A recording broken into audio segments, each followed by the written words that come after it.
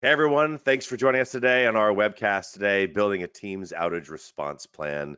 We've obviously got up here when Teams availability matters. We've got a large number of you registered for this webcast, so we're really excited. Obviously, we've sort of, I think, hit a nerve and in terms of trying to figure out for those organizations, that being yours, that really do care about Teams, yeah, how do you plan for a Teams outage? What are the things that can possibly go wrong? And then how can you respond to it? And that's what we really want to kind of talk about today a little bit. So I'm your host, Nick Cavalancia, four-time Microsoft MVP.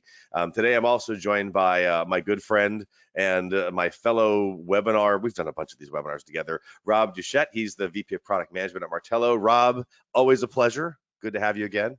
Absolutely love doing these with Nick. Looking forward to the one today. Yeah, it should be good. A couple housekeeping items real quick. We're using GoToWebinar as obviously, so if you have any audio issues, typically the way to fix that is to just flip the switch on the audio from, I'm assuming that most of you using internet, switch it to the phone and then back to internet again, or computer rather, and then it will work. It'll just come back and get the audio. It tends to fix the issues there. Also, I do have the Q&A box here open in front of me. So if you've got questions throughout, I'm going to try and make sure we interject those as much as we can during the webcast. We'll, of course, have some formal Q&A time at the very end as well. So either way is fine, but be sure to put those in. I will try to make sure I keep my eye on that and get to that as quickly as possible. In fact, let me just pop that box open to make that a little easier to see in case you guys do ask a question here. And then last but not least here, that went to the wrong screen entirely. There we go. This is a sort of a discussion type of webcast here. We've got a number of slides, but if you don't see the slides like advancing a lot, that's okay. So there's not 45 slides. I think we've got 8 or 9 or 10 tops or something for the entire webcast. So you just sit tight. Again, feel free to be part of the conversation. You've got a comment, a question, an anecdote, or whatever it is you want to share in the Q&A box. Stick that in there. We'll be happy to include you in on the discussion today. So the place we're going to start here, just a quick agenda here. We want to talk about what even is a Teams outage and what does it look like. Certainly you can know what the overall definition is, like it's not around, we can't get access to it, sure, but we're going to go delve into that a little bit more. Talk about the sources of Teams outages. We're going to talk a little bit about the visibility that's needed in order to plan for those outages. And then how third-party tools assist with that. We'll talk about also building kind of a response plan by leveraging all of the sources of information that you may have at your fingertips and turn that into some kind of insight. Insight is what drives action. Information is not. Insight is. So we want to go, from information to intelligence to insight, and then we have some action on top of that. And then I'm going to put a little bit of a kind of a response plan matrix up that I've built here. And again, we'll do some formal Q&A. So let's jump in and talk first about what is an outage in the first place. Now, there comes this first question I want to ask, which is the idea behind, do you really even need to qualify it? And the answer to that is yes, because normally you'd say an outage, like I said before, Teams isn't available. But that's not really the case. I'm going to use the example a little later on in the slides today of a user that calls the help desk and just says, and you guys have all heard this, if you've been in IT any duration of time, the answer here, this is going to be an example of Teams, but it's insert service or app or whatever here, but they're going to go, Teams is down. And no, it's not. I mean, you don't know that. You're a user. What do you know? Nothing, right? And so, but that you obviously have to qualify. What does it even mean if there's an outage here? So you don't even know that if someone just calls and says Teams is down, that doesn't help at all. There's a lot of questions that have to go into understanding what do you mean by that? The internet is down. No, the internet definitely is not down. It's something with you, Mr. and Mrs. User calling in, right? And same kind of thing with Teams. It may not actually be Teams. It might be that someone's physically calling with a phone, the help desk, and says Teams is down because that's what they interact with. And it's actually like they're at home and their Wi-Fi dropped. Right? I mean, that you just don't know. So we have to qualify what an outage even looks like a little bit.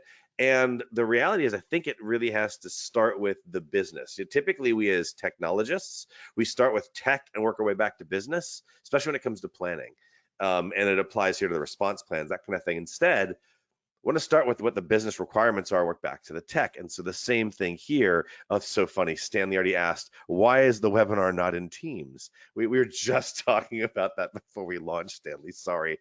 I'm like a ADD here going squirrel. It's not ready for prime time, I think is probably the real answer here. But anyway, so you have to start with what it is important to your business, and that might mean like if Teams just goes down and that's the definitive standard for the business, cool. If users are just having, let's say, some kind of performance issue, maybe that's considered an outage, and maybe it's not really so much about an outage, but a Teams issue. I tend to use the word outage and issues sort of interchangeably whenever I'm talking about Teams, because if a user's having an issue and let's say they can't make a phone call, it may not be that Teams is out, as we're going to talk about today. Teams itself may not be down at all. Nothing in the Microsoft cloud is down at all. It's all 100%. And yet we're going to call it a Teams outage. It's not. So it's really sort of a Teams issue here. But going back to the slides here, when Teams is down, yeah, of course, that's what it means here. But there's also the same impact had by any of a large number, as Rob and I are going to talk about today, of different aspects of the interaction between the user on one end of the spectrum and Teams on the other. All this stuff in the middle we'll talk about here. And so the question here kind of becomes, what constitutes an outage for you? Now, I want to double check my notes here to make sure I'm not going too far ahead. There we go. And so what I want you to do is also be thinking about a Teams outage also includes losses of specific parts of, it could be the team services, and it could also be the underlying supporting, I'm going to call it infrastructure, and I mean that in a very broad sense, whether it's your organization, could be the user's home office, it could be the ISP, there's a lot of other, even telephony, lots of other supporting infrastructure that any loss there could have the same kind of end result, the same end impact, which is Teams is down. Make sense? Okay, so what we're going to do is we're going to start here. I've got a poll I want to put up here on the screen just to kind of get a sense of our audience. And I'm going to push this out here. And what I want you to do is just to go ahead and, if the launch will work there, is go ahead and interact with the screen as soon as it comes up here. I'm not seeing it come up. I'm seeing a spinny wheel. Rob, do you see it yet or not? There we go. Never mind. It's up. So go ahead and interact with the screen here, and I'll just kind of walk through this. And it's what kind of performance issues or outages or have you experienced? And this is, everyone's going to remain anonymous, no company names will be listed. Just trying to understand where you're having an issue. And this is select all that apply. And you can see not having any issues. Cool, then that's good. Might have just issues with call quality in general. Could be something with operator connect or direct routing where you start having your telephony equipment and infrastructure and services there. Maybe it's specifically about meetings, maybe it's collaboration, maybe it's something else we don't have on there, and I apologize, but we tried to put as many things as we could in there. And while we're waiting for you all to interact, because it looks like we've got about half of you have voted. Rob, what are you expecting to see here? You've talked to a lot of customers and you're dealing with a lot of outages and a lot of issues. What are you expecting you're going to see is going to be sort of the top contenders, if you will, here? Yeah, so I'll be surprised if there's a significant people saying we're not experiencing issues. So I would imagine most are going to fall on Teams call quality and meetings. It doesn't mean that there aren't other problems happening with the other things, but from my experience, what we see with Operator Connect and direct routing, for example, are maybe issues with configuration, setup, provisioning. But once it's set up, it's pretty reliable. So I would imagine the bulk is going to fall in between Teams call quality and meetings. And just going to put you to the test, put you on the line here. What percentage do you think? I can actually see the answer, so I'm cheating. But what percentage do you actually think is going to say we're not experiencing team issues? Take a guess. What percentage? I'm going to say 10% or less. Okay. All right. So we've got about 3/4 of you have voted. So I'm going to go ahead and close the poll, and we'll put the answers up here on the screen so everybody can see those. Wow, And again, I have a little, you can see them already. I'm still waiting for my little spinny guy to stop on my computer. There we go. So there's a Martello, a third of you aren't having any issues. So first off, I want to say I commend you for proactively being on this webcast. We are going to talk about some real practical stuff. So we'll talk about some things of, a lot of this doesn't really pertain to Microsoft because it's not always Microsoft. We'll talk more about that as well. But I'm glad that you're on at least right now going, I want to understand where the team issues are and what I might need to have to do about it in the future when it becomes we're so reliant on it. But otherwise, Rob, you were spot on. Teams call quality 53%, meetings 38%. So you're not far off the path there. It looks like. So any surprises here other than the not experiencing teams being so high, Rob? No, it's kind of, yeah, the first one's a little surprising, but I think the rest is kind of what I expected to see. Excellent, excellent. All right, so I'm going to hide those results and kind of get back here to the slides. And the thing I want to point out here is even teams can be subject to outages.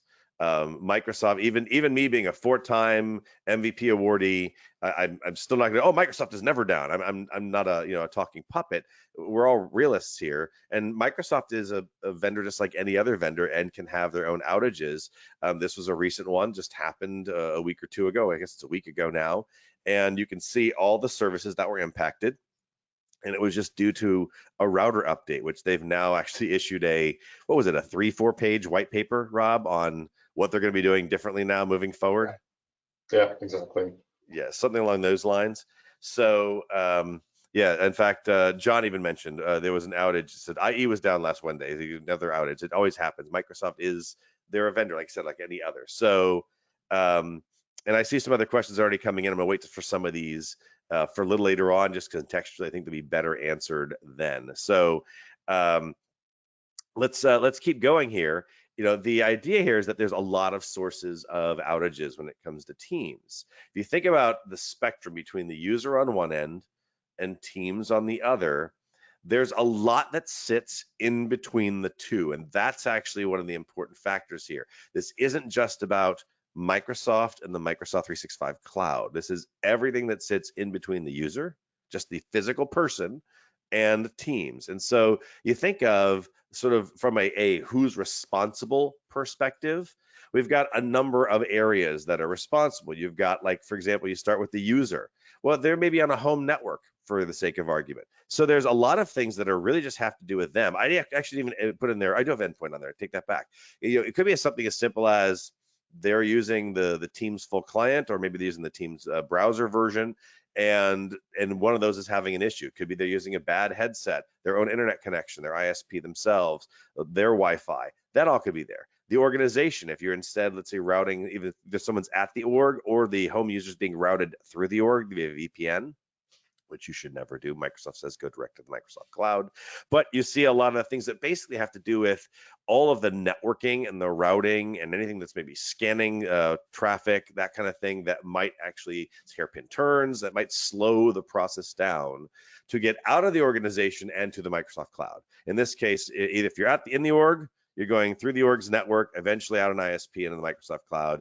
If you're a home user, you're VPNing into the organization, and then logically, you're in the same boat as somebody physically sitting in the org. Then you've got the ISP themselves, and it might be a number of ISPs in between the organization and or the user and the Microsoft cloud itself. So we've got routing, latency, jitter, packet loss, blah, blah, blah, blah, blah. That stuff goes in there. And then you've got, I call this PSTN because I didn't know if I was going to call it like telephony providers. It's if you're using like direct calling or operator connect, direct routing, excuse me. I'm mixing up calling plans now. Direct routing or operator connect, you're using some form of either like a session border controller, whether it's physical or it's virtual. You have SIP information, you have the telephony hardware, perhaps, things like that. Those things can actually go wrong as well. The headsets over on the back on the left could kind of fit into the telephony hardware as well, if that's the case. And then at the end, finally, you have the Microsoft cloud. And there's a lot of aspects there. If you've been paying attention at all to the Microsoft cloud and any of the outages there, in some cases, it could be just like authentication goes down and that's it. So, Rob, what else would you sort of add to this, and where are you seeing the greatest source of outages from customers when you're talking to them? Yeah, I mean, I'm sure there's some recency bias from the group with the outage that you described last week. But the reality is, we've talked about this in the past, right? It's pretty rare that we see an outage like that. So really, the bulk of the outages or performance issues we see are sort of two buckets, I would say. One is, the user at home, where IT doesn't necessarily have great visibility into how well or how well not that network is working. So Wi-Fi issues, headset issues, as you described, competing with other people on your bandwidth at home. That's sort of one bucket of problems, I would say. But what we're seeing a lot now is, some depending on where you are, some countries, some companies are in this return to work in some form. And what we're seeing is, you mentioned the VPN situation. We still see that a lot, right? Even though Microsoft has sort of been, pretty clear about that for a while, that, you go back to an office, you're a branch office, you have a VPN back to your head office, for example, and you're going to have a pretty poor experience if your traffic is going across that VPN. And the other part of that is, and we've talked about this in previous webinars, Nick, where people left those offices largely operating around voice, and those offices were architected around voice. And now we've sort of moved into this more rich collaboration with Teams, and those habits are coming back. Those are good habits that we've all developed. It's certainly better than just voice, but those offices weren't designed or architected with that in mind. And now I hear a lot about, especially large government organizations that have a lot of people in offices. They're really struggling to understand the capacity and how do they scale that up so they can actually tell people to come back to the office, and those people will actually have a good experience when they do so.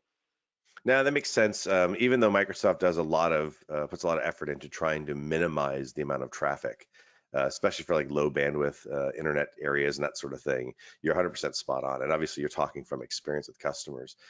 Just a couple things came in from the Q&A here. Nara just mentioned my videos freezing at times and wasn't sure if it was their computer or not. And Roger, yeah, I talk fast. I'm sorry. I'll talk slower. Thank you for bringing that up. I know I do. When I get really excited, which I'm excited about today's topic, I tend to talk fast. So I am happy to slow down. So thank you for letting me know that I am talking way too fast. So I will do that. So let's, thank you. Eric says video appears okay to me. Maybe it's that user. Okay, well, hopefully nothing much I can do about it, but hopefully that's not the case for very long. So let's talk about the visibility that you need in order to actually create some kind of plan for a Teams outage, right? So the first thing here is, I mentioned earlier, we start with the business, we work back to the tech, always, because it's whatever the business needs. Then we know what technology we're trying to find to solve that business problem. That's always what we're doing here. So take a look at what I've got in the bullets at the bottom left here. We're trying to, in some ways, if we can, we want to predict the user experience. If the issue is just we want to be alerted on and just respond to like after there's an outage, which typically is what a response plan means, and I get that. Then that's fine. You literally could just wait then and just come up with a game plan, have a couple of different scenarios. But in this case, you're really thinking about, if you consider with me that you're wanting to come up with a response plan so that you can do something to fix the problem. How about if you could actually proactively determine that a problem is going to happen? Now, that seems a little far-fetched, but we're going to talk about some monitoring technologies that exist today that would let you do that to some degree. There still has to be an outage. There is an outage involved, or there has to be a leading indicator of an outage that has to exist. But it is possible to try and predict that the users are going to have an issue, and then the response plan actually becomes kind of proactive, to where you can say, there's going to be an issue, or there already is an issue with Teams, you should plan accordingly, something along those lines. And we'll talk about that a little more later on. The other one here, the second one, is end-to-end visibility. Think back to the last slide, and I showed you all those areas that were responsible for different parts of connecting that user that was on the left to Teams that was on the right. And you want to be able to have visibility into, as much as you can, each of those. And we'll show you some of that. And then be able to remediate issues, again, proactively. Back to the first bullet that I had, where you're predicting that there might be a problem. If you consider things like, if the issue was the org, something within the organization's, let's say that router update that happened in Microsoft last week, let's say it was your own router in your organization that was responsible. Well, if you could predict that router was causing an issue where people couldn't get to Teams before everyone came into the office today, then you could respond to that and fix the router update before everyone gets to the office today. And it is actually possible today. So we'll talk a little bit about that. It will require third-party solutions because Microsoft doesn't do any of this. And as you know, Microsoft is a platform company, and they leave lots of gaps for their partners to create and augment solutions that make it a better working environment for you. So Microsoft does provide some visibility into at least the Microsoft Cloud portion of it, right? I'm assuming you've seen all this. You've got inside Microsoft 365 itself, you've got the Service Health dashboard. You can take a look at that. They have their Twitter feed, which gives you a status. There's a call quality dashboard for Teams calls. So there is some visibility, but the reality is that it's just showing you what's within the Microsoft Cloud. And when you think back to my last slide, I had the user, I had the org, I had the ISP, right? I had a telephony or PSTN, public switch telephone network, and then we had the Microsoft org. So we're only talking about visibility really into one of 5 areas that we have to worry about. So in order to accomplish this, there's a couple of monitoring technologies that exist today that are available to third-party companies. Martello is one of them. There are others as well. So there's an opportunity for you to look and try to find the one that meets your needs. But I want to walk through these real quick. The first one is synthetic transactions. The simple concept, and I'm going to use my own definition, and then Rob, I'll probably ask you to give me a much better definition than I do.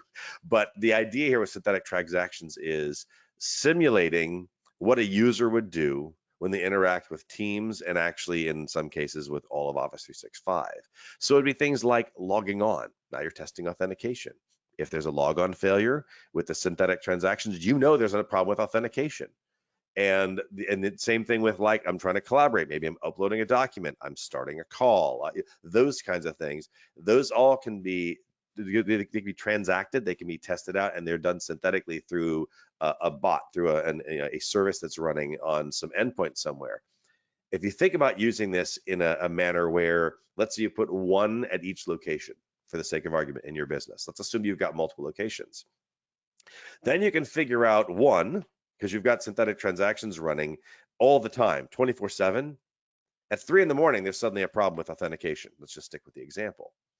Well, you can figure out, is it for every business, or is it just for, every location, or is it just one of the locations?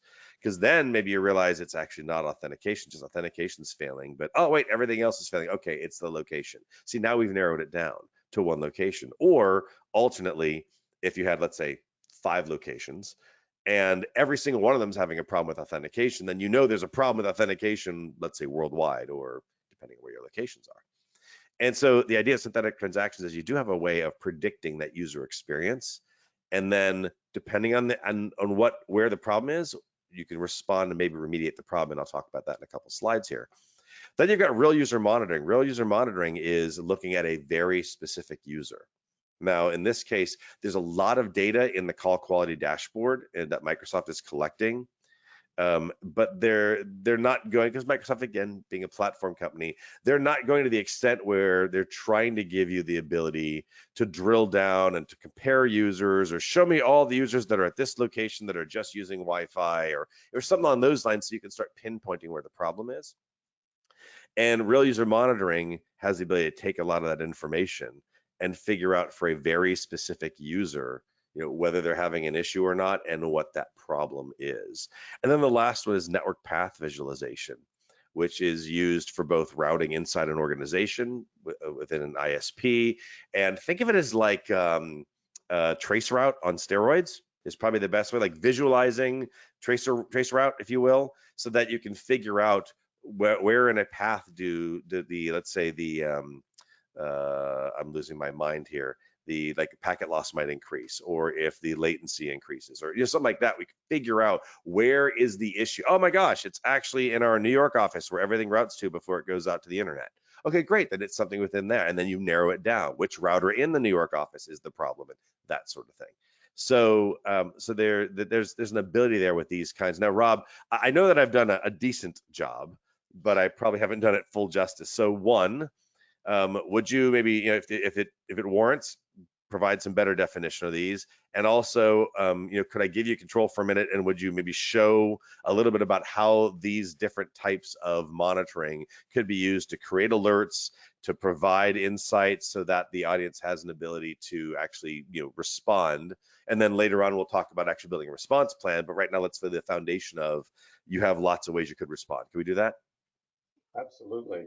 And, I'll say your explanation was great, actually. So I'll take it. Yeah, and I think there's a natural flow for those 3 buckets. And so we'll go through those 3 buckets. I'll show a little bit of what that looks like in Martello's solution, Vantage Dx, starting with real user monitoring. Typically, we want to get an overview of what is the actual experience that is happening today with my users and my employees. You mentioned the call quality dashboard is a good source. We start with a lot of the data that Microsoft makes available through call quality, through Microsoft Graph, information they publish. You mentioned the Service Health Bulletin, things like Teams devices, IP phones, meeting rooms. We can pull all that information into these dashboards. The nice thing about that first step with real user monitoring is there's no requirement to deploy any probes, any robots, any sort of things to either locations or endpoints. So we get a great, really easy view of top-down view here. So this is our Teams overview dashboard that I'll walk through. I can change sort of the time frame that I want to look at here. I'm just going to look at the last week, and it's going to give me a snapshot of what it looks like across the last week across my organization in terms of call rate based on peer-to-peer calls, conferencing, PSTN calls. This volume graph is something that's quite popular in UC tools where we see that as the volume increases, sometimes there's a degradation in quality that can go back to what we talked about earlier about capacity issues in offices, right? With 2 people in the office, everything works great. With 200 people in the office, it starts to degrade. So we can see some patterns here. We can identify patterns across the globe where our poor and failed experience is happening. And then based on all that data, we summarize, here are the top affected users in the organization, and these are the top affected locations. So we have an action plan, right? Where should I prioritize my time and focus on the areas that are problematic today? From here, I'm going to drill. I see I've got quite a few problems happening in Ottawa, so I'm going to drill into our locations dashboard, which is now going to summarize everything that's happening in Ottawa. So again, I haven't deployed anything yet. I can, narrow in on a particular slice here if I want to get some more details about something that might look interesting. And then within the context of the Ottawa location, I can see what types of calls are happening, what ISPs are used for those calls. Here I can easily see there does seem to be a pattern with my users in the Ottawa office and a high ratio of poor experiences across my Bell ISP. If I keep scrolling down, I can see a summary of the active users from the Ottawa location. And here I see this user was actually called out on the first dashboard as well as a user that's having a lot of poor experiences. So now I know where I should focus my time, and this is a natural step into that network path visualization or network diagnostics to try and understand, okay, now that we know which users, which locations may be having problematic experiences, what's the root cause, right? And this is the basis of this entire outage plan discussion is you can't really have an efficient outage plan if you don't know the root cause of that outage. So I'm going to flip over to the diagnostics interface here. And Nick mentioned, trace route on steroids. Here we're looking at the experience of K-Mills and what the path looks like into the Teams data center. And this is the hop-by-hop analysis, the traffic, the network, the network path that the traffic takes. And in the left here, I'm going to group this data by network owner so that it can be a little bit easier to read and understand what's happening here. Now I'm grouping this by who owns those IP addresses, or those hops that we were just looking at.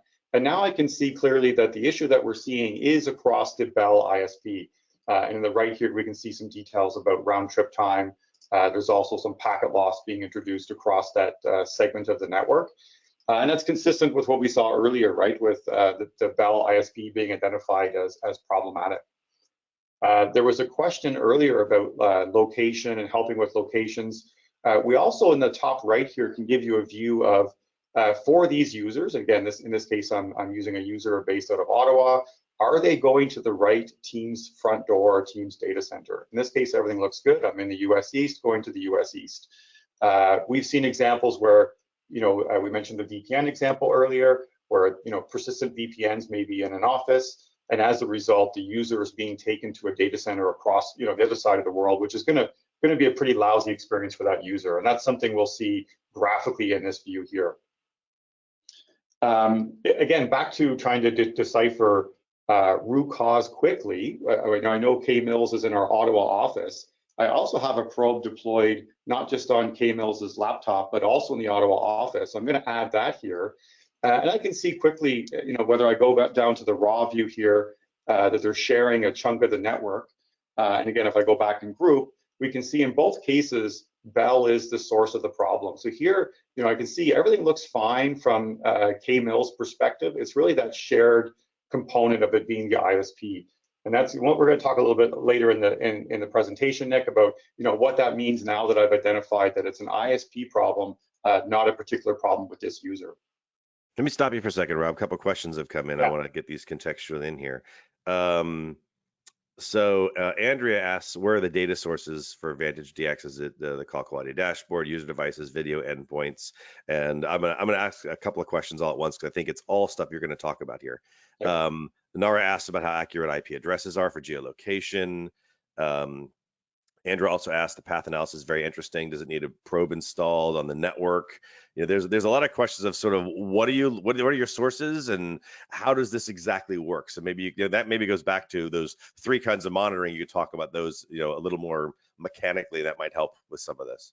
Yeah, for sure. So the analytics dashboards that I was showing, I'll just jump over here for a second. So everything that we were showing here, it does not require the deployment of any software. So it's based on some of those data sources that I mentioned earlier, Microsoft's call quality, graph, Microsoft 365 service health, device information, all without having to deploy anything. As we transition into this view, for this diagnostic view, there is a probe that's been deployed both on Kay Mills's laptop and in our Ottawa office, running it in a virtual machine. It runs as a very small piece of software that every few minutes, configurable. It's running 24/7, mapping out the path between these locations and the team's data center for their region. So there is a small deployment there. We're about to jump into the synthetic transactions part, which also deploys a piece of software. We call that a robot. Nick did a great job explaining what that is. The robot essentially is emulating all the things that a user does. Some examples are, there's some differences in the depth of synthetic transactions, let me say, where some synthetic transactions might just be making sure the team's endpoint is available. That's better than nothing, but it's not really emulating what the user is doing. The robots that will deploy, for instance, into an Ottawa office here, are holding Teams calls, they're creating channels, posting messages, sending email, interacting with OneDrive and SharePoint sites, really doing all the things that your users do. And the intent there, as Nick, you already described well, is you would rather that these robots detect the next set of problems that happen and give IT a chance to respond before a user happens to stumble into it and then is hit with some productivity issue, and now IT is scrambling to get a fix put together quickly. And let me interject something there, Rob, as well. The other interesting thing about this synthetic transaction technology, and Rob knows this is for you guys in the audience, is he talked about maybe installing one, let's say, at the Ottawa office. You probably wouldn't just have one at the Ottawa office, because you'd have one that is probably running on an endpoint that is wired. There's a whole bunch of desktops in cubes that are all wired. But then you've got another one that's running on Wi-Fi, because you also have Wi-Fi and people there in the office with their laptops, and they come and go because they only work 3 days a week in the Ottawa office. I'm making this up, of course. And the idea is you put bots in place to represent the various ways that people may try to connect to Teams and any other part of Microsoft 365, so that now you have this ability to go, well, gee, it seems like we're having this problem in the Ottawa office, and you start drilling down into it and you find out, oh, it's just the people on Wi-Fi. And then you go, okay, well, now we have an idea where the problem is. And that's the whole point here, is as we talk later on about building a response plan, you're trying to increase your visibility so that you have this understanding of what makes it different. Is it everyone in Ottawa? No, it's just the Wi-Fi folks. Okay, is it the Wi-Fi folks on a particular access point? Oh yeah, because we have bots on all 6 of our access points, one on each one, and we know that it's actually access point 3. Now we know where our problem is. It's access point 3, so we go fix that. Right, so we've turned information into insight, and now there's action. So anyways, I just want to interject that real quick, Rob. Yeah, I know that's a great point, and that's exactly how our customers are deploying robots, right? Is if there are multiple different networks in play, whether it's just simply Wi-Fi and wired, you should have one on each, or if there's more complexity, the more you can emulate the different types of way your users are going to access their applications, the better it's going to be at predicting the specific point of failure here. And there's actually, I'll jump back to analytics for a second. And there's even some capabilities here. Like I mentioned, we're seeing some issues across the Bell ISP here, which then we confirmed in the network diagnostic view. I can actually filter this dashboard down to just showing me the calls that apply to Bell Canada that are a poor experience.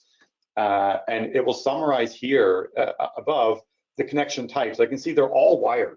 So even though I can get more information by deploying those probes and those robots, without having deployed anything, I can really quickly see my issues are across Bell. and they're wired. You know, don't go chase the wireless coverage in the office. We already know that it's isolated to wired.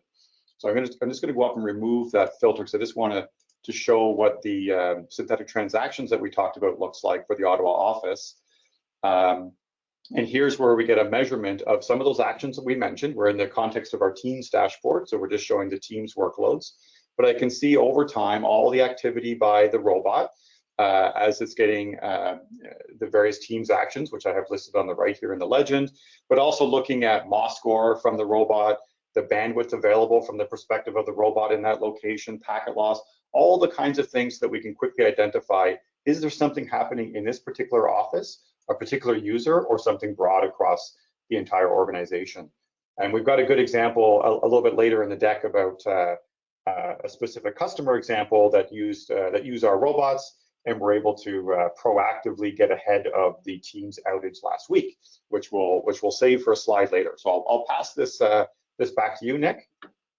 Yeah, so stay there sharing for a second because there's a couple other questions that have come in, but I want to mention a few things. So Andrea rightly mentioned, this is back to when I was talking about pulling some data from Microsoft, and Andrea said, why don't you mention Power BI, because there's actually a set of templates that Microsoft has made that can take the data from CQD and then allow you to kind of customize and build some drill downable that's not really a word, I think, but it is now a drill downable set of reports. And you're 100% correct, Andrea. The only issue that I have is that it only still provides you, if you think of those 5 sort of areas of responsibility we talked about, the user, the org, the ISP, PSTN or telephony, however you want to call it, and then Microsoft. The Power BI, since it's based off the CQD data, is really only doing these 2. It's Microsoft and it's some of the user, meaning the endpoint. Like you can get some of the details around the user, the endpoint, what headset they were using, you know, those kinds of things, but you won't have visibility into like if it's their Wi-Fi or their ISP or how much bandwidth they have available, or those kinds of things all come into play. So 100% correct. Just I would love to see more visibility because that's the name of the game. If you're really going to have a response plan for Teams issues and Teams outages, you have to have visibility across the gamut. So I love that comment. Then a couple of questions had come in here. Okay. I hope I say your name right. I'm going to assume that the C is silent. So I'm assuming your name is Saba and not Kasaba. And I want you to let me know if I got that right because I'm just sort of curious. So I'm going to assume it's Saba. And if it's not, I will definitely say your name correctly when you respond. But Saba asked 2 questions. How long do you store the data, Rob? And can it check for it 6 months ago? And then the other question is, can it do proactive monitoring of PSTN calls? Example, call it to a number through various dedicated accounts. Great question. So starting with the starting with the data retention, that's a configurable setting for the software. So you know, depending on how long you wish to keep the software or keep the data rather, that's configurable. We have many customers who keep it for 6 months, 9 months, etc., depending on the needs of the organization. So that's configurable. The PSTN piece, today, we don't provide the proactive view in terms of calling the number as the specific example you've provided. We do pull in SBC information, however, to give you the call detail records on the PSTN side. So if you are troubleshooting a particular call, we can help you identify, is it on the team side? Much like we talked about all the different spots where a problem can happen, we can pinpoint for audio codes, SBCs in particular, where the problem is and if it resides on the SBC side of the equation. So then a couple other questions have come in here. Just so everyone's asked, some people asked about, like, is the webinar being recorded? Yes, it is. I should have mentioned that, and you'll be sent a link to it afterwards, that kind of thing.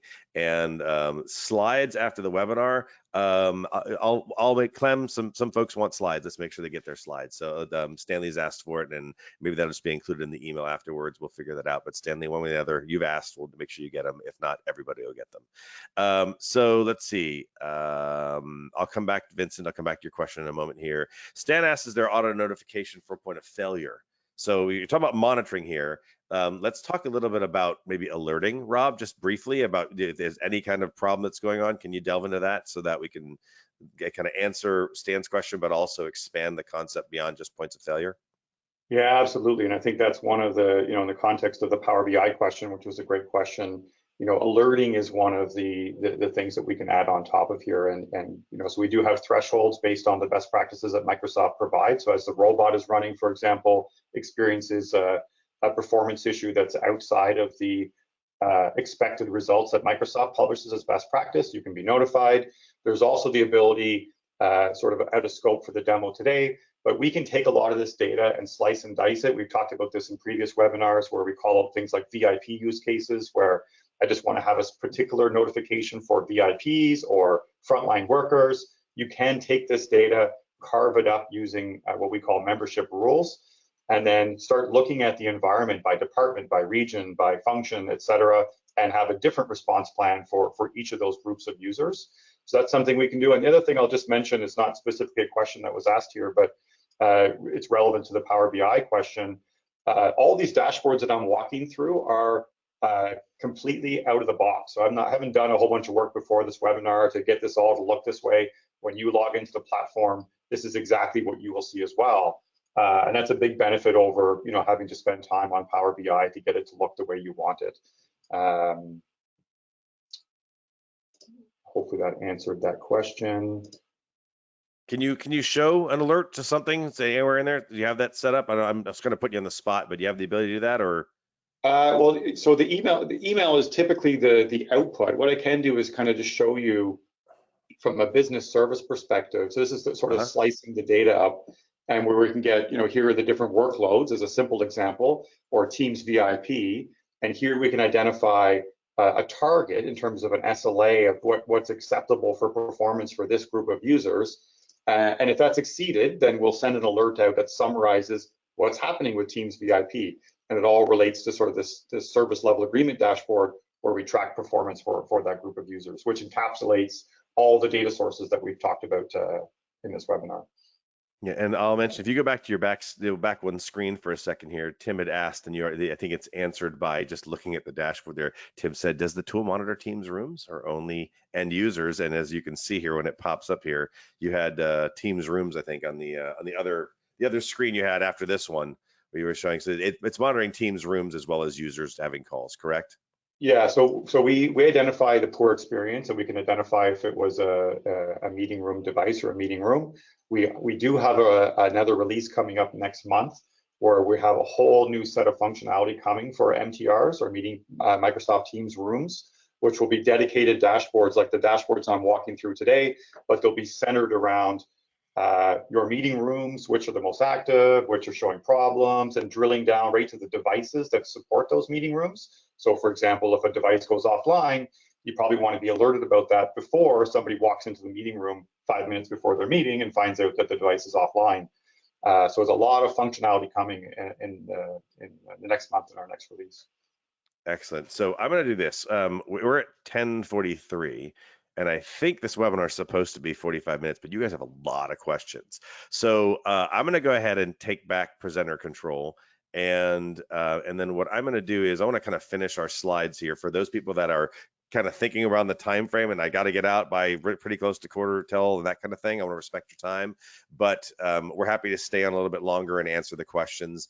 And if for those that have asked a question and you have to leave, again, we have a recording. You can fast forward and get your question answered that way as well. So just thinking about building a response plan for a second here. Typically, if you're doing any kind of response plan, like I always think of things like a disaster recovery or a cybersecurity event and those kind of building response plans. So you always talk about the scenario. What is happening? What are we responding to? And that's the thing here. And so, we usually, the end result is you have this nice documented response plan. However, the response plan is all based off of what you know about the problem, right? If you think about a cybersecurity incident, you're trying to figure out exactly which endpoints were impacted. Or if you're thinking about some kind of disaster recovery scenario, which systems are down that we have to recover. You need some detail. It's not enough just to say, okay, so this happens, what should we do? You got to, what do we know about when this scenario happens? So we have this outage. We have this user on the left who says Teams is down, and we have Teams on the right there. And you're wondering, well, what in the middle is actually an issue? Is something down? Is something out of service? Is something just not performing well? Is it actually not, the internet is down, one of those deals? It's actually more of, I'm just having a very poor experience. And so now we go back to those 5 areas of responsibility and thinking about, I need to be able to see as much as I possibly can into those 5 areas of responsibility. And I need to have as much insight into those things so that I can then build my response plan. So the response plan is really going to be based on the amount of detail you can see. So go back to like Andrea's comment earlier about using Power BI. Definitely, I would tell you use Power BI over just CQD because you have an ability to drill down. You can actually see some more information. You also can customize the views to more meet the needs of your organization. But again, it's only showing you one portion of it. Like I show you here as an example, if all you have is CQD, you only really have Microsoft. Even with Power BI, you have about the same amount of data, but you have a little bit of visibility into the user, but not really everything about the user's environment. Just some information about the endpoint as it pertains to Teams specifically. You don't have things like the CPU utilization on that given endpoint is X, and that's why it's actually really slow, or whatever the case is. So we want to see as much of this as we possibly can. So here's where I'm thinking. I built up this sort of matrix to sort of define for you. You want to figure out what the problem is. Is it performance or is it actually service availability? And these little X's, if you will, represent, even with third-party solutions, kind of what you can figure out and who's responsible based on if it's a performance issue or if it's service availability. When it comes down to scope, you obviously can figure out if it's every team service, you can know whether it's the org, the ISP, or if it's Teams. If it's just some services related to Microsoft, then it's probably just Microsoft. And then also you have this ability to figure out if who's based on who's affected, who might be responsible. In essence, we're trying to figure out first off who to blame here so that we can figure out what our response might be. Because keep in mind, if it's the ISP, if it's the telephony provider, or hardware service provider, or if it's Microsoft, the most you can probably do is let them know. And you could also let your users know proactively if you have something like synthetic transactions in place, or if you figure out again at 3 in the morning there's an issue, you can notify people, and then you keep monitoring. And once the ISP has been notified, or the PSTN provider or Microsoft, if that's the case, then once they fix it, you can go back and notify your users, okay, everything's been reestablished, you're good to go. And that might be your response plan, but you first got to figure out who's responsible. Rob, anything else that you'd sort of add to either commentary, maybe a different perspective, or even an X that I missed, perhaps, that kind of thing that you'd add to this? No, I think it's a pretty good view, and I think this leads into the value with those synthetic transactions is getting that proactive view right and understanding quickly what the root cause is, right? Because as you've articulated, the response plan is going to be pretty meaningless unless you know where it is, right? And like you said, sometimes it's an ISP, and we see that with some of our customers where they use that network diagnostic piece. They've identified the ISP, and the best they can do is sort of notify that vendor, hey, here's what we're seeing. We've got some data to back it up, but also notifying your users is sometimes underestimated, especially some of these Fortune 100, Fortune 500 companies. You've got 100,000 employees, and they're all sort of either complaining to each other, spamming IT with calls, service tickets. When they could be proactively notified, saying, hey guys, we know there's a problem in this region, or there's a global outage. Hang tight, we're working on it. As opposed to getting spammed with thousands and thousands of tickets and calls. Yeah, so I want to go to one other sort of variant of this, and this is where I want to talk about when you're building a response plan. The things on the left are some of the stuff that you can do, right? You want to detect it in the first place, or qualify that it's an issue with Microsoft, or who's responsible. You want to be able to communicate to the user. If possible, want to do some root cause analysis and figure out what it's that router in the New York office, that kind of thing. Or as much as you can, like you saw Rob's example of, Bell Canada, maybe it's this particular segment, and you can at least figure out as much as you can, notify vendors, and then if possible, like in the case of the org or maybe the user, remediate the issue. Or maybe, for example, if it's Bell Canada, the remediation might be we have a secondary ISP connection out of our organization. Let's flip over to that, make that our primary, that kind of thing. So here's a look at with all of the monitoring that's possible, both with Microsoft as well as using third-party solutions with all the different types of monitoring we talked about today. You have the ability to get some detection and qualification of that there's a problem and who's responsible for it. There is that capability here. From the user communication side, same thing. You can definitely notify a user there's a problem. We've identified it. It's with our ISP. We're communicating with them now. Blah blah blah blah blah. It helps if you have some level of detail you give to the user base, just so they understand. You're not just saying we know about it. Don't call the help desk. Instead, it's we actually understand what's going on in case you have any issues today that are something that is really has a deadline. Blah blah blah. We're aware of what the issue is with the ISP. We're working on it right now. We'll let you know when it's been remediated. That kind of thing. The root cause analysis, I've got all of them checked, but I have those 3 on the right kind of grayed out checked, if you will, like they're a little muted. And the reason there is, let's just stick with the visualization. If you can think back, I'm a visual person. I can actually see the screen that Rob had up before in my head of the network path visualization and showing that it was Bell Canada. All Rob knows is that it's that particular segment from at that hop with that router. Somewhere between that router and the next router is the issue, but doesn't know anything more than that. So you're not exactly root cause, you're stem cause. I don't know what you are. You're not yet root cause. You don't go all the way to the bottom, right? You get an idea of who's responsible and what the issue is. Microsoft, it's authentication, but you won't know why it's authentication, but it's authentication and that kind of thing. So it's a little bit grayed out here. For vendor notification, it's obviously where vendors are involved. I've got the org listed there because it might be something with a particular piece of hardware within your network infrastructure. You need to get the vendor involved. You let them be notified. There's a problem with this router. Maybe you've got a support contract, those kinds of things. And then for the remediation, I have really just user and org checked, meaning you can go reconfigure something, you can reboot something, you can change out something. You have an ability to take action fully within your user's environment. You can tell them, at least we figured out it's your Wi-Fi, go to Starbucks or something, right? You remediated the problem that way. Or with the org, you fix the problem as you normally would. I mean, Rob, what else would you add to this? And again, what else did maybe I miss? Yeah, no, I like the way it's presented, especially the root cause analysis, because we can point you to the bucket, but we don't know the details within it. I think the Microsoft Teams outage last week is a good example, right? Our robots detected the Teams issues, but we didn't know it was that router that didn't get updated properly or anything like that. But I think there is value in your remediation line on we're not going to be able to remediate a problem in your ISP, for example. However, having a little bit of data really helps that conversation. We've heard from our customers, we call my ISP and say, yeah, it's not working. Can you fix it? They're like, wow, we think it's working just fine.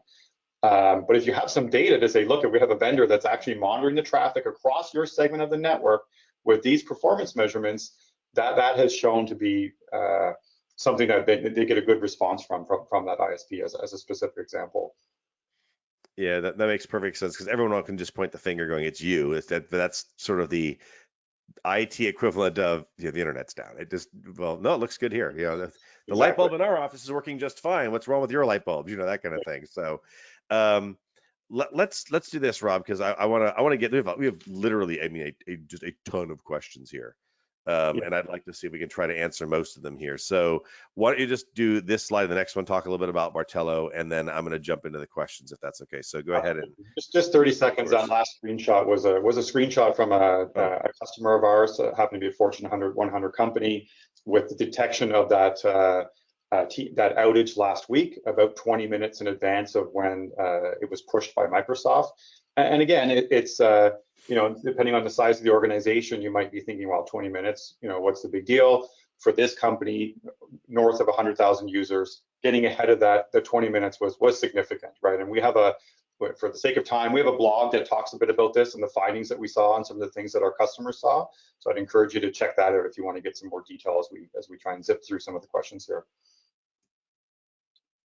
Martello has been around for over a decade. We've been in the UC space for a long time, starting with Mitel, leveraging that experience to now apply it to the same type of challenge in Microsoft. We're a elite partner, work very closely with Microsoft. I know there was a question somewhere in there, but why doesn't Microsoft just do this? Nick had mentioned Microsoft is really a platform company. You think of all the things that Microsoft does. There's hundreds, if not thousands and thousands of partners who fill those gaps with valuable strategic add-ons. We happen to be one of those. I know there was jumping in. I know you're going to read some to me here, Nick. I saw some about licensing. So it's licensed by user. So anybody who has a Microsoft 365 licensed user in your organization, that's how our product is licensed. Feel free to jump in here, Nick, if you see some others. I was just going to leave the next slide up here about there's a demo. If you'd like to see a demo of Vantage Dx, there's a QR code. We're just going to leave this up while we answer some of these questions here. Like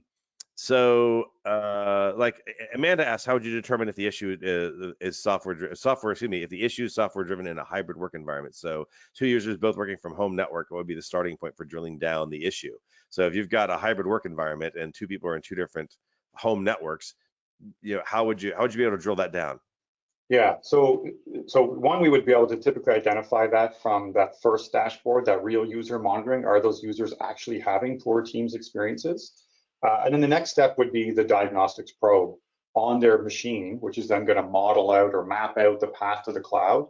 And that's pretty reliably finding, okay, the bottleneck is in your own network, or you're both sharing an ISP, and that's where the bottleneck is. And so that would be our next step, is the network diagnostics, to get a view of what does the performance look like into the Microsoft data center.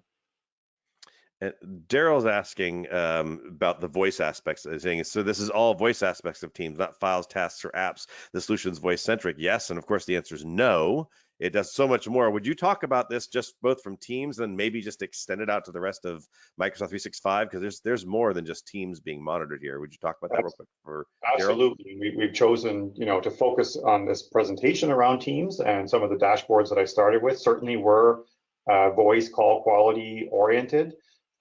We also capture video, screen sharing within Teams as well. But then the robots, they're doing a lot more than just call quality. They're creating channels, checking presence, sending emails, really stressing the entire Microsoft 365 suite, whether it's Exchange, OneDrive, SharePoint, etc. So it really goes beyond Teams, even though today we've been very narrowly focused on the Teams and specifically call quality. Excellent. There was a question, that was a really good one about does each robot need a Microsoft 365 license? Gerald wants to know. Good question. Yes, it does. It does consume a license, and it really behaves just like a user. We can't share Nick's Microsoft 365 account and then run that in France or something. Microsoft will lock your account for some suspicious activity. So it is recommended that it's a dedicated account. Why is it my account? How come I have to? Why can't it be your account that gets locked out? All right. So Andrea says, can Vantage Dx analyze calls to team meetings coming from SIP video endpoints via CVI? This isn't available in the call quality dashboard. Great question. I don't have an answer off the top of my head on that one. I mean, CQD is a big data source for us, so if that's not captured there, we won't see it in that initial dashboard. I'd be interested to see what we see from the robots perspective. That may be one that we follow up on and see if we can get some more detail on the use case there. Great question. The use case there. So Vincent says, since nothing's ever perfect and green, how would a company baseline a Teams environment with Martello? And I have to move this across a little bit to see the rest of it. And when you decide to troubleshoot, and when do you decide to troubleshoot the multitude of Teams issues that would occur? Obviously, not a major outage would be a high mark. A major outage would be a high mark, but where do you draw the line on where to take personal, to take the personal, I would say to take the personnel, the time to start troubleshooting Teams. So I guess basically he's asking about your baselining, and then where do you put where's the line drawn to start troubleshooting? And you've already talked about having some established thresholds. And I know that you and I have been working on a paper together about some of those thresholds as well that would apply. Can you talk a little bit about maybe baselining and then establishing thresholds? Absolutely. So the product starts based on baselines, thresholds that Microsoft provides as best practices. But I think what you're getting at, Vincent, and it's something we talk to many of our customers about, is fine-tuning that for your organization, or even more granularly, where people in region A have a great experience all the time, so the threshold is maybe pretty high.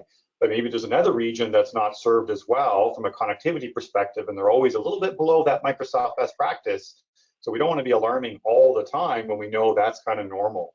So that's something that we work with a client to help them understand what does that look like. We can carve out different views, different dashboards with different service level agreements depending on the experience that's considered normal for a particular user or location. Great. Tom asks, and by the way, again, I know what time are we at? I don't know what time it is. We're right It's at the 11. top. We're top of the hour.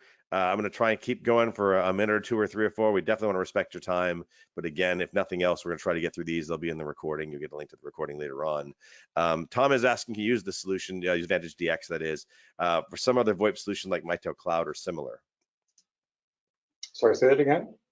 Can you use the solution with some other VoIP solution like Mitel Cloud or similar? Oh, I see. So specific for Mitel, I'll just call out, we do have a separate product line for Mitel call quality analytics, but we can target the network diagnostics probe that we looked at, that whole hop by hop route to the cloud.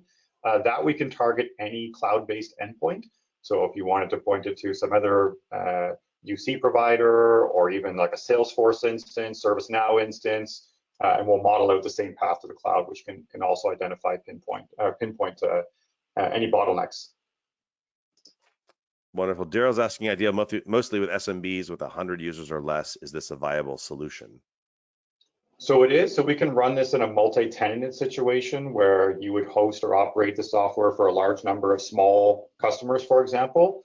And then we just carve out special views. You know, typically the MSP model is the MSP has a view of all the customers. You can dole out that for each of your SMB customers, provide them access if they want to, or just export some of the data through PDF. But absolutely, that's a partner-enabled strategy for sure for us. And then Vincent also asked, it's a rather long one, but I'm going to summarize it. Does the infrastructure that we mentioned early on, does it include like make, model, amount of RAM, graphics card, processor, that kind of thing, so that it can go into the monitoring, the predictions, synthetic transactions, et cetera, et cetera? Yeah, so we do get quite a bit of detail about every interaction, which would include, so if we had, I'll use you, Nick, again, if we have Nick's example of his call quality with Teams, we'll know what his device was, the version of Teams, the headset he was using, you know, the horsepower that was available at the time of that interaction that Nick had, you know, the type of connection, how much signal strength he had. Quite a bit of detail captured at the time of each of those experiences. And then I'm going to do this as the last question. I think I've got most of these done. There's a lot of commentary in here as well, and I apologize, everyone. I couldn't get to all of it. Obviously, we're running a little over time. I think your name is Heike. I hope I said it right. If I didn't, I apologize, but I hope I said it right. And Heike says, we have a global company. Do we need monitoring agent accounts around the globe, for example, per continent? What would be your general recommendation? Obviously, you don't know any of the details other than they have accounts around the globe, obviously. Yeah, so I mean, we go through that same flow, start with that real user monitoring to look at your entire global infrastructure to see what's happening, who or which locations may be having issues. And then we can selectively deploy those network diagnostics into endpoints or office locations, regardless of where they are. And then ideally, as we talked earlier, you know, having a robot, ideally in every location or where there's clusters of users, gives you that proactive view so that you're ahead of any issues that pop up in the future. Wonderful. It looks like a whole bunch of you, like more than half of you, stayed on. So I really appreciate you doing that. I'm going to go ahead and call time. If we didn't get to your question and I missed it, do apologize. I'm only human. I think I got all of them, but if not, someone from Martello will reach out to you and make sure you get the question answered. So Rob, with that, thanks for, yet another great conversation and great webcast together. Always appreciate you being here. Thanks a lot. Likewise. Thanks a lot, Nick. It was great. Yep. And everyone here who's in attendance, appreciate you hanging on to us to the bitter end. Hopefully you learned something today. We hope that it was valuable. Thanks a lot for attending, and we'll catch you guys on the next webcast. Thanks, everyone.